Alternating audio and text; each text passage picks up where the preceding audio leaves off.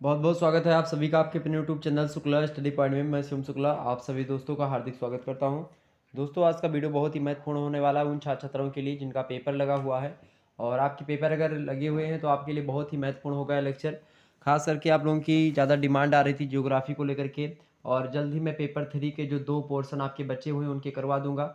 लेकिन पेपर 1 के भी कह रहे थे कुछ और आप दे दीजिए सर जी। इससे पहले पेपर 1 के जो है एक महासंग्राम वीडियो आपको मिल जाएगी हमारे चैनल पर, आप देख सकते हो। और इसके अलावा आप बहुत सारी यूनिवर्सिटीज़ के पेपर को देख सकते हो, पढ़े हुए होंगे।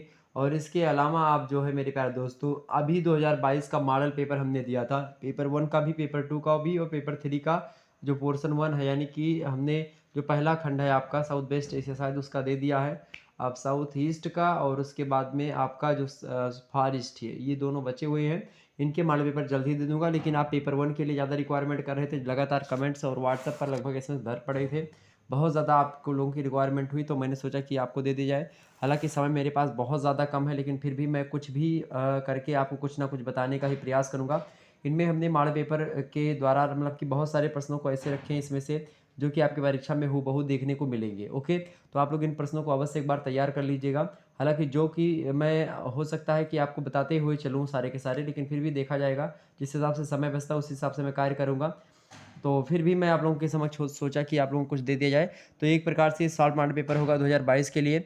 बीए तृतीय वर्ष की परीक्षा यानी कि जियोग्राफी बीए थर्ड ईयर में जो छात्र छात्रा हैं उनके लिए 100% मॉडल पेपर है। और पेपर 1 यानी कि प्रथम प्रश्न पत्र है, जिसका नाम क्या है, भौगोलिक विचारधारा यानी कि geographical thoughts. Okay, most important प्रश्नों को इसमें रखने का प्रयास किया गया। आइए हम देखते हैं कौन कौन से प्रश्न। तो बीए यहाँ पर आप देख सकते हो सारी चीज़ें लिखी हुई हैं।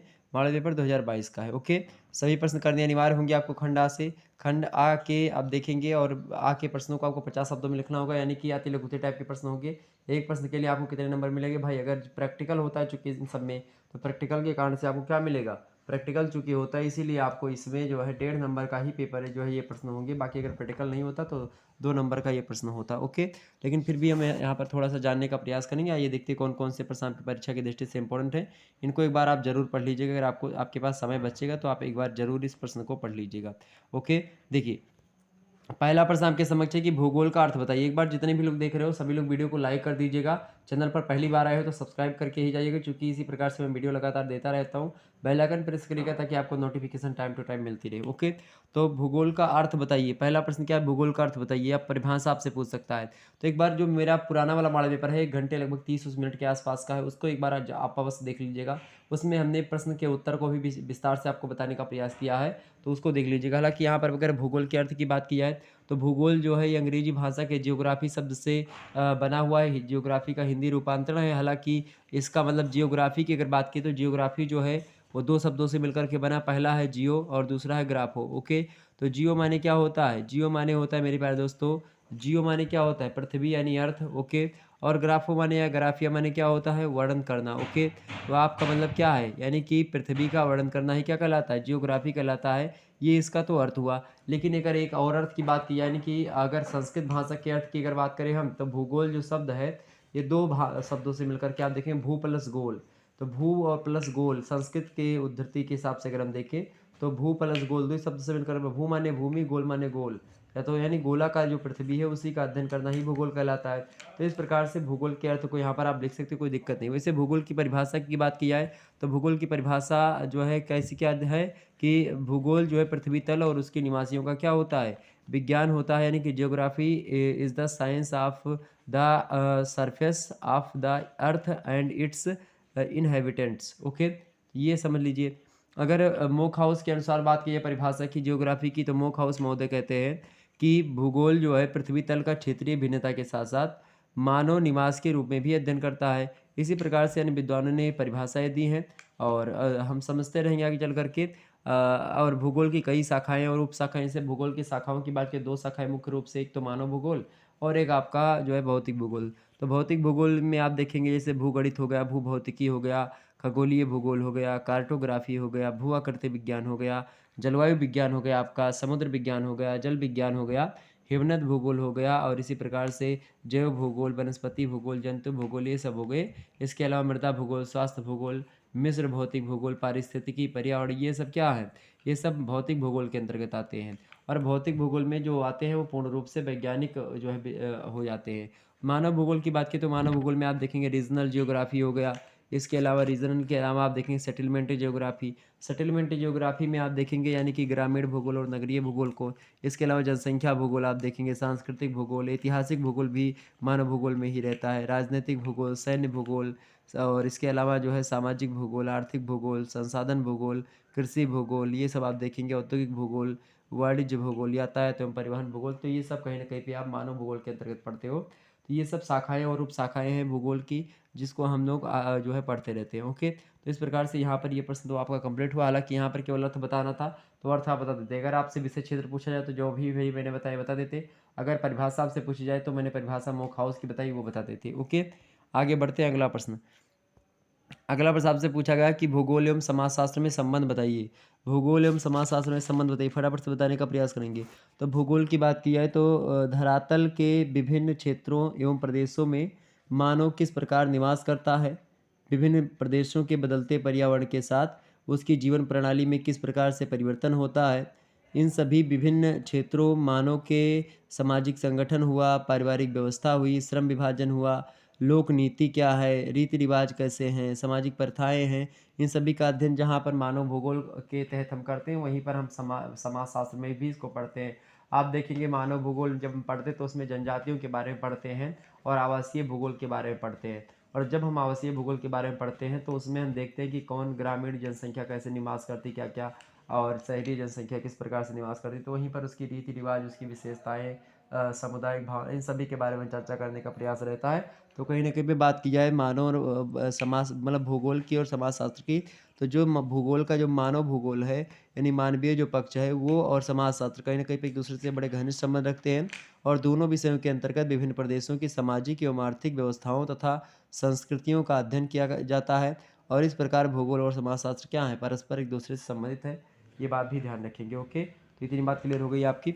तो यहाँ पर मानव भूगोल मतलब भूगोल और समाजशास्त्र में संबंध आप ऐसे लिख सकते थे।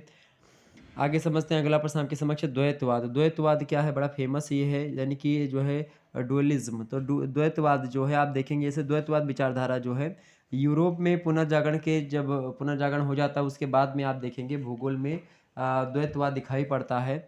और इस काल से ही आप देखेंगे पुनर्जागरण काल के ही बाद ही से ही भूगोल स्पष्ट रूप से शाखाओं में बंटने लगता है। और समय के साथ साथ भूगोल कई जो है नवीन धारणाओं में बदता गया। लेकिन पहले जो था शुरुआत की बात की जाए तो शुरुआत में दो विचारधाराएं मुख्य रूप से भूगोल की दो शाखाएं थी, एक तो मानव भूगोल और एक भौतिक भूगोल। तो मतलब कि भूगोल का मानव और भौतिक यानी कि मानवीय पक्ष और भौतिक पक्ष, इन दो कैटेगरी में पूरे पूरे समस्त भूगोल को कैटेगराइजेशन कर देना, बांट देना ही क्या कहलाता है, इसी को डुअलिज्म यानी कि द्वैतवाद कहते हैं। भूगोल में द्वैतवाद इसी को कहते हैं। अच्छा, अब ये द्वैतवाद जो है मानव भूगोल और भूगोल के बीच मतलब मानव भूगोल और भौतिक भूगोल के बीच में तो है ही। मानव भूगोल और भौतिक भूगोल के बीच में द्वैतवाद है, सभी को पता है कि दो विचारधाराएं हैं। लेकिन ये एक प्रकार से मिथ्या विचारधारा भी है। भूगोल में जो द्वैतवाद है ये मिथ्या है यानी कि गलत है। ऐसा मतलब कि केवल हम मानव और भौतिक इन दोनों पक्षों में बात की जाए, अगर हम भूगोल को समाहित करना चाहें तो भी भूगोल को हम समाहित नहीं कर सकते क्योंकि इसके और भी खंड हैं। ओके, तो ये सब एक प्रकार से मिथ्या धारणा, तो ये सब आप लिख सकते हैं। इसके अलावा भूगोल में बात की जाए तो एक ही द्वैतवाद नहीं है, जैसे सामान्य भूगोल और प्रादेशिक भूगोल, ये पहला जो है एक प्रकार से आप देखेंगे द्वैतवाद हो गया। क्या समान भूगोल बनाम जो है प्रादेशिक भूगोल। इसके अलावा भौतिक भूगोल, मानव भूगोल, इसके बाद में नियति भूगोल और संभव भूगोल, संभववादी भूगोल, ये भी कहीं न कहीं पे आप देखेंगे। इसके अलावा मात्रात्मक विधि तंत्र बनाम व्यवहारिक विधि तंत्र, इसके अलावा सैद्धांतिक भूगोल और व्यवहारिक भूगोल, तो इन सब में भी आप देखेंगे द्वैतवाद है। द्वैतवाद में प्रथम 3 जो है वो द्वितीय विश्व युद्ध के पहले तक किसी न किसी रूप में जो है दिखाई पड़ते थे, हमारे समक्ष थे। और जबकि अंतिम 2 जो द्वैतवाद हैं जो मैंने बताया आपको, वो मुख्यतः द्वितीय विश्व युद्ध के बाद उत्पन्न होते हैं और वो उससे पहले ही उत्पन्न हो गए थे, जो 3 पहले बताए मैंने। तो इस प्रकार से ये भूगोल में यही द्वैतवाद है। इसके बारे में विचारधारा दी जाती है लेकिन वो विचारधारा एकदम से मतलब उतना ज़्यादा सैटिस्फाई नहीं है, तो इसको को लेकर के द्वैतवाद भूगोल में सर्वथा मिथ्या विचारधारा की श्रेणी में आता है। अगला प्रश्न आप देखिएगा, अगला प्रश्न है किन्हीं 3 रोमन एवं यूनानी भूगोलवेत्ताओं के नाम लिखिए। किन्हीं 3 रोमन और जो है यूनानी भूगोलवेत्ताओं के नाम। अगर आपसे पूछे भारतीय भूगोलवेत्ताओं के नाम तो क्या बताएंगे? बारहमिहिर हो गए, आचार्य ब्रह्मगुप्त गुप्त हो गए, इसके अलावा आर्यभट्ट हो गए, आर्यभट्ट द्वितीय हो गए, भास्कराचार्य हो गए आपके, ये सब क्या है, भारतीय भूगोलवेत्ता है। ओके, तो आप बड़े आसानी से बता सकते हो। अच्छा, क्या पूछा गया आपसे, यूनानी भूगोलवेत्ता, तो यूनानी भूगोलवेत्ताओं में आप नाम लिख सकते हो किसका, होमर का, इलियड और ओडिसी पुस्तक इनकी बड़ी फेमस है। इसके अलावा थेल्स हैं, बड़े फेमस हैं, ठीक है। और इसके अलावा जो है अनक्सिमेंडर हो गए, हेरोडोटस हो गए, हिकेटियस हो गए, पाइथागोरस हो गए, ये सब कहाँ के हैं, ये सब यूनान के ही हैं। ओके, इसके अलावा अरस्तु, थियोप्रेस्टस, इसके अलावा इरेटास्नीज, इसके अलावा टॉलेमी हो गए, पोसिडोनियस हो गए, जो है हिप्पार्कस हो गए, इसके अलावा जो है पोलिबियस हो गई, ये सब यूनानी भूगोलवेत्ता है। ओके, बात ध्यान रखें। रोमन भूगोलवेत्ताओं की बात पूछा जा रहा है। रोमन भूगोलवेत्ताओं में कौन कौन है, जैसे कि रोमन भूगोलवेत्ताओं की बात की जाए तो रोमन भूगोलवेत्ताओं का जो उदय रहा है, या रोमन युग का उदय जो रहा है, वो 200 ईसा पूर्व होता है। और जो है आप देखेंगे कि इसमें जो है बीएस का नाम आता है भूगोलवेत्ता में, रोमन भूगोलवेत्ता में स्ट्रैबो का नाम आता है। इसके अलावा आप देखेंगे और भी विद्वानों का नाम आता है, जैसे कि पंपोनियस मेला का नाम आता है। इसके अलावा सेनिका का नाम आता है, प्लिनी का नाम आता है। तो ये सब क्या है, ये सब रोमन भूगोलवेत्ता हैं। ओके, तो ये बात ध्यान रखेंगे। इतनी बात क्लियर हुई, इतनी बात क्लियर हुई आपसे, कोई दिक्कत की बात नहीं होनी चाहिए एग्जाम पॉइंट ऑफ व्यू से, सारे के सारे प्रश्न आपके क्लियर होने चाहिए। ओके, तो इस प्रकार से मैंने आपको बता दिया, और ये बात ध्यान रखेंगे। ओके, ये बात ध्यान रखेंगे। चलिए एक बार वीडियो को लाइक और शेयर अवश्य कर दीजिएगा। अगर आपसे पूछेगा कि पंपोनियस मेला की कोई दो पुस्तकें बताइए, तो पंपोनियस मेला की दो पुस्तकें, एक तो है कास्मोग्राफी और एक है डिकोरोग्राफिया, बड़ी फेमस पुस्तक है, दोनों ध्यान रखिएगा। ओके, अगर आपसे पूछे बारहमेर की कोई एक पुस्तक बताइए, तो बारहमेर की एक पुस्तक है पंच सिद्धांत का, बड़ी फेमस है। और भास्कराचार्य की पुस्तक की एक बड़ी फेमस है, उसका नाम है सिद्धांत शिरोमणि। ओके, ये बात ध्यान रखिएगा। एग्जाम पॉइंट ऑफ व्यू से दोनों ही बहुत ही महत्वपूर्ण पुस्तकें हैं, हो सकता है आपके एग्जाम से पूछ लिया जाए। अगर ऑब्जेक्टिव परीक्षा होगी तो उसमें ऑब्जेक्टिव टाइप के प्रश्न बनेंगे, बाकी लिखित ही नहीं है सभी के अधिकतर, तो उसमें तो आपका आना ही आना है। ओके, तो इस प्रकार से आप लोगों ने देखा। इसके अलावा और आगे हम बढ़ते हैं, और भी चीज़ों को हम जानने का प्रयास करेंगे। अगर आपसे पूछे कि अरब भूगोलवेत्ताओं के नाम बताइए, तो अरब भूगोलवेत्ताओं में जैसे अल मसूदी हो गया, अल बरूनी हो गया, अल इदरीसी हो गया, इबन बतूता हो गया, ये सब जो है अरब काल के जो रहे हैं। ओके, ये सब अरब कालीन रहे, तो इनके बारे में अगर पूछे तो आप आसानी से बता सकते हो। हालांकि यहाँ पर मैंने प्रश्न रखा तो तीन है, कौन कौन से, अल मसूदी, अल बरूनी और अल इदरीसी, इसके अलावा इबन बतूता, ये सब अरब भूगोलवेत्ता रहे। ओके, आगे बढ़ते हैं और इन मुद्दों को हम जानने का प्रयास करते हैं। अगला प्रश्न आपकी समझ क्या है, कोलंबस। प्रश्न क्या है कि कोलंबस की यात्राओं का संक्षिप्त विवरण दीजिए। कोलंबस की बात की जाए तो कोलंबस जो है ये जिनेवा का निवासी था कोलंबस। और इसका जन्म जो हुआ था 1451 ईस्वी में एक गरीब जुलाहे के परिवार में हुआ था कोलंबस का। और नई दुनिया मतलब अमेरिका की खोज करने का श्रेय जो है इसी को जाता है, कोलंबस को। कोलंबस का पूरा नाम था क्रिस्टोफर कोलंबस। ओके, और इसने जो है इज़ाबेला यानी कि स्पेन की रानी के संरक्षण में भारत की समुद्री यात्रा प्रारंभ करी थी। और उसके द्वारा जो है चार महत्वपूर्ण यात्राएं की गई हैं। प्रथम यात्रा में कोलंबस ने अपनी प्रथम यात्रा जो है 1473 ईस्वी से 1474 ईस्वी में प्रारंभ करी थी। द्वितीय यात्रा जो है कोलंबस की 1493 ईस्वी में प्रारंभ करी थी। और जो तृतीय यात्रा थी इसकी, ये जो है इसमें अपनी तीसरी खोज यात्रा इसकी जो थी वो 30 मई 1946 मतलब 96 को इसने शुरू करी। और इसके अलावा जो है चतुर्थ यात्रा इसकी जो है कोलंबस की, सॉरी, हाँ, तो मैंने बताया चतुर्थ यात्रा जो थी मैगलन की, सॉरी, कोलंबस की, वो कौन सी थी। चतुर्थ यात्रा जो थी इसकी अंतिम यात्रा ये थी 1502 ईस्वी से 1504 ईस्वी में पश्चिमी द्वीप समूह की खोज इसने की। और इसके अलावा 1506 ईस्वी में इसकी जीवन यात्रा जो है सदा सदा के लिए समाप्त हो जाती है, मतलब कि इसकी मृत्यु हो जाती है। तो इस प्रकार से कोलंबस की यात्राएं थी। आपसे जो है वास्को डी गामा की यात्रा के बारे में पूछ सकता है। तो वास्को डी गामा की बात की है तो वास्को डी गामा जो है पुर्तगालियों में वास्को डी गामा जो है बड़ा फेमस हुआ, चूँकि इसने क्या किया, इसने जो है भारत की खोज भी करने का श्रेय इसको, यानी भारत की खोज नहीं करी थी, समुद्री मार्ग के द्वारा भारत की खोज करने वाला ये प्रथम नाविक था। समुद्री मार्ग से भारत आने वाला ये यूरोप का प्रथम नागरिक माना सकता है। ओके, ये बात ध्यान रखिएगा। तो इसने भारत की खोज करी इसलिए फेमस है। तो इस प्रकार से आपके एग्जाम से पूछे तो आप आसानी से बता दीजिएगा।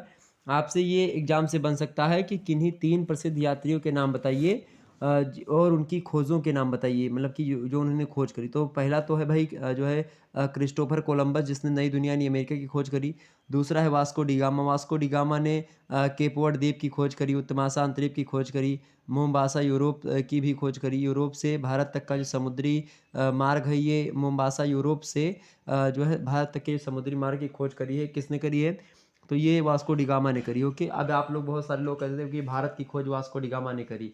अरे भैया, जब भारत की मतलब भारत कहीं गुम हो गया था क्या कि भारत की खोज करी? नहीं, उन लोगों को नहीं पता था कि हाँ समुद्र के उस पार क्या है। तो वो लोग जो है समुद्र के द्वारा जो है पूर्वी देशों में मसालों के व्यापार के लिए आए थे, ये बात ध्यान रखिएगा। ओके, और तीसरा जो है उसका नाम क्या है? मैगलन। मैगलन जो है ये समस्त संसार का चक्कर इसने लगाया था। किसने? मैगलन महोदय ने। ओके, ये बात ध्यान रखिएगा। तो इस प्रकार से आप लोगों ने देखा। आगे हम बढ़ते हैं और मुद्दों को समझने का प्रयास करते हैं। अगला प्रश्न 6वां नंबर की रेटजल एवं हमबोल्ट की एक एक पुस्तकों के नाम लिखिए। रेटजल एवं हमबोल्ट की एक एक पुस्तकों के नाम लिखिए। ओके, तो आइए हम जानते हैं रेटजल और इनके सभी के बारे में। अच्छा, आपसे पूछे कि जर्मन संप्रदाय के जर्मन संप्रदाय के 3 या 4-5 लोगों के नाम बताइए भूगोलवेत्ता के। तो can't, Humboldt, Ritter, रिस्थोफन, Ratzel, हेटनर। Ratzel, हेटनर ये सब कहाँ के? जर्मन संप्रदाय से, जर्मनी के हैं। कौन? कांट, हमबोल्ट, रिटर, रिchthofen, रेटजल और हेटनर। ओके, ये बात ध्यान रखिए। कहाँ के हैं सब? ये सब कहाँ के भैया? ये सब आपके जर्मन संप्रदाय से बिलोंग करते हैं। ओके, तो यहाँ पर प्रश्न क्या आपसे पूछा गया है? प्रश्न आपसे पूछा गया मेरे प्यारे दोस्तों कि जो है रेटजल एवं हमबोल्ट की एक एक पुस्तकों के नाम लिखिए।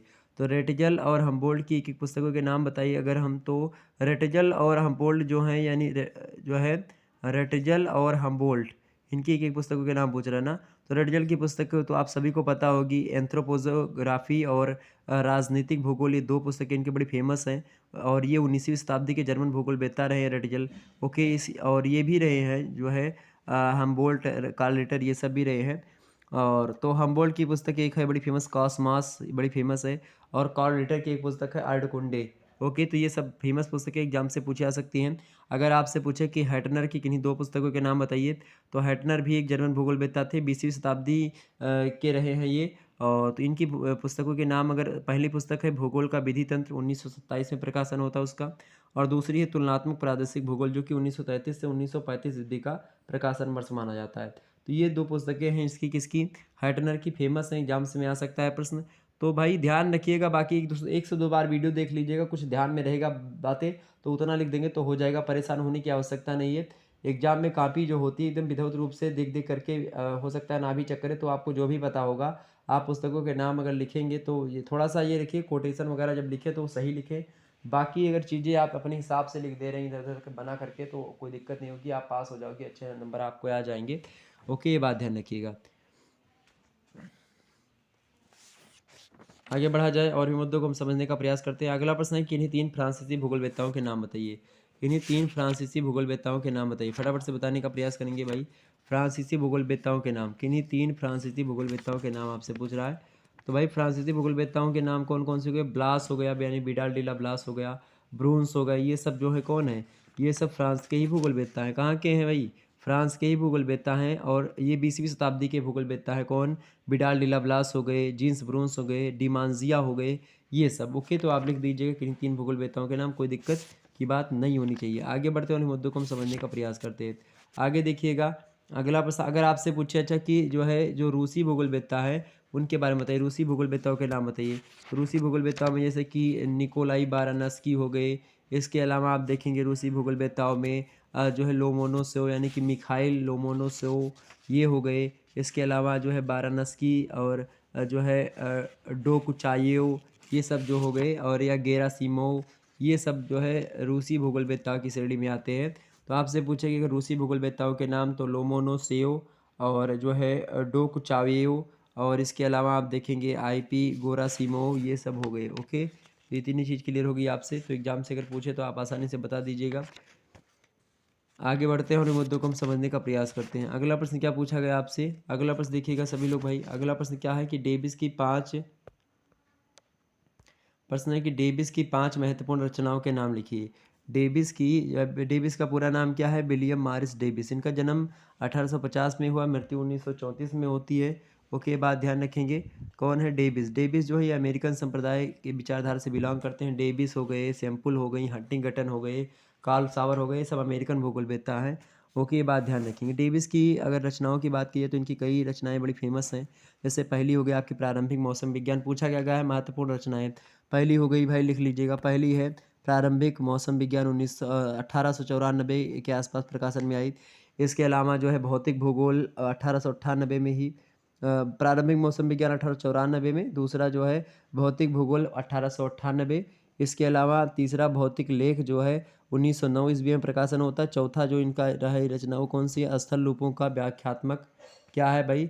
स्थल रूपों का व्याख्यात्मक वर्णन 1912 में प्रकाशन में आती है। इसके अलावा पांचवी जो रचना है लघु एंटिलीस द्वीपमाला 1926 ईस्वी के आसपास की है।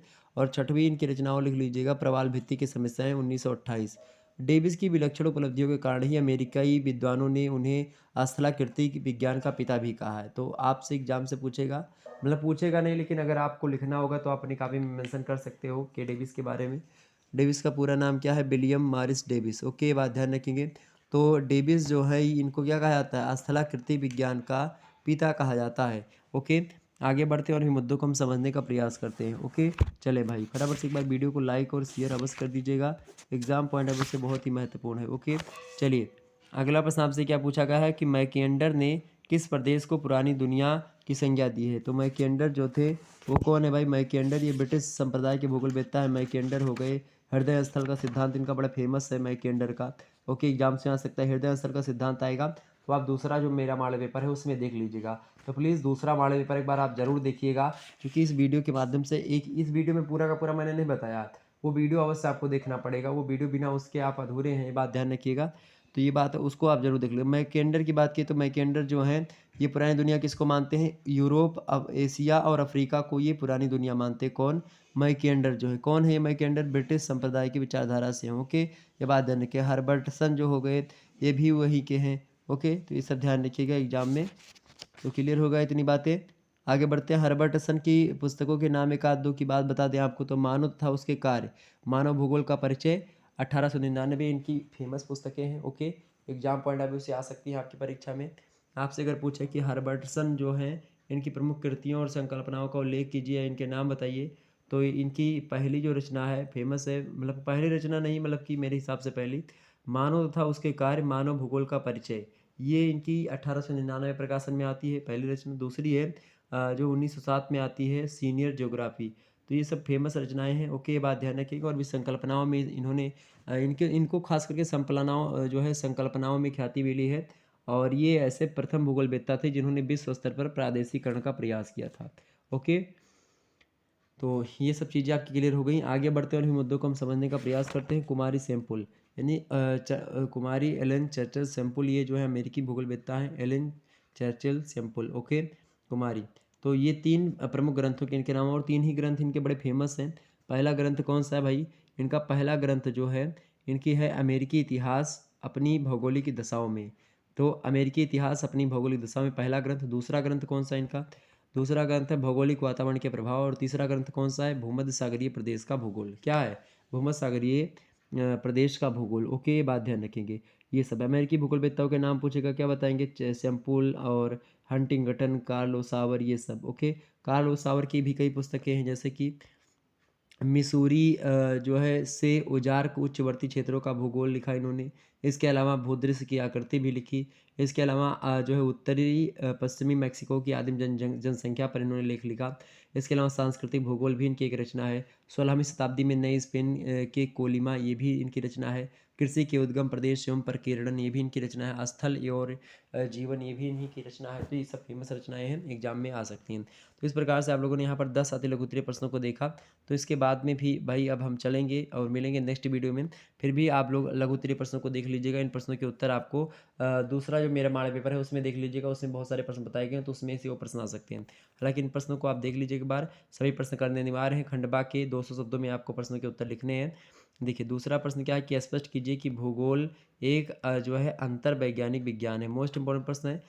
वहीं आर करके आपको प्रश्न देगा कि भूगोल की प्रमुख शाखाओं व उपशाखाओं का उल्लेख कीजिए। ये भी बढ़िया प्रश्न एग्जाम पॉइंट ऑफ व्यू से आ सकता है आपकी परीक्षा में। अगला प्रश्न देखिए, क्रमबद्ध भूगोल तथा प्रादेशिक भूगोल में अंतर स्पष्ट कीजिए। बढ़िया प्रश्न है। और करके आपको प्रश्न दिया कि भूगोल के विकास में हिकेटियस के योगदान का वर्णन कीजिए। तो ये सब प्रश्न आपके इंपॉर्टेंट हैं एग्जाम से में। अगर ये प्रश्न नहीं पता तो ये कर दीजिएगा इसके स्थान पर। ओके, आगे देखते हैं। अगला प्रश्न आपके समक्ष है। अगला प्रश्न देखो सभी लोग भाई, सभी लोग देखिएगा।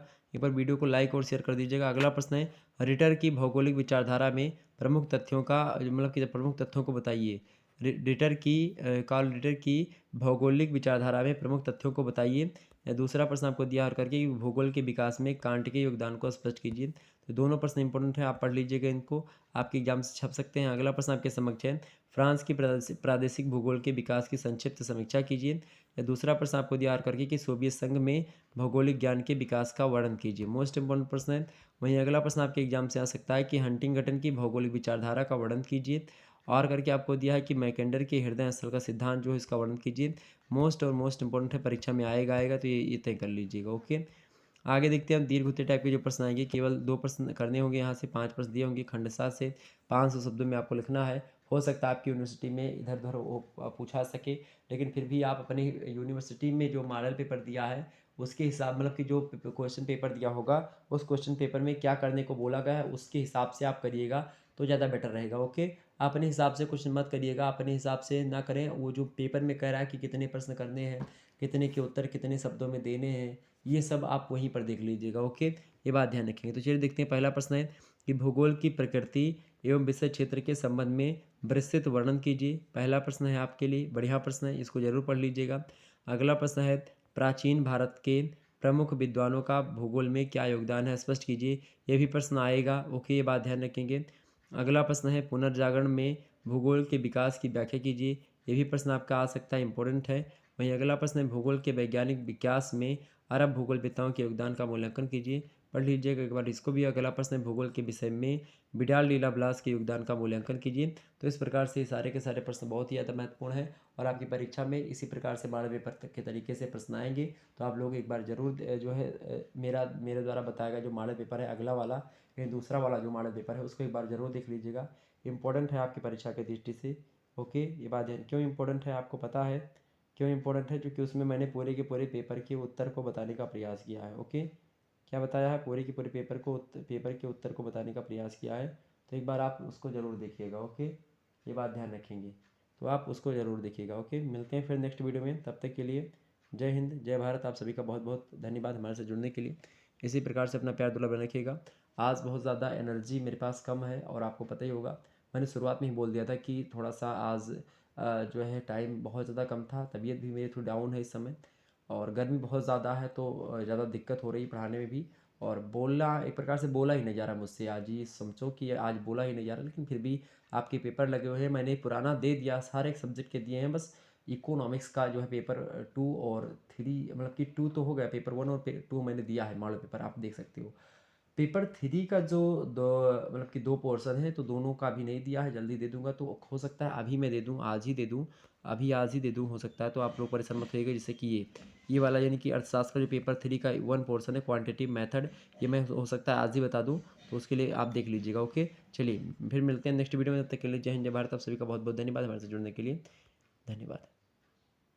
ओके, वीडियो को लाइक कर दीजिएगा, आप सभी लोग लाइक कर दीजिएगा और वीडियो को लाइक करने के बाद में शेयर अवश्य कर दीजिएगा, क्योंकि इसी प्रकार से मैं लगातार आपके साथ देता रहता हूँ।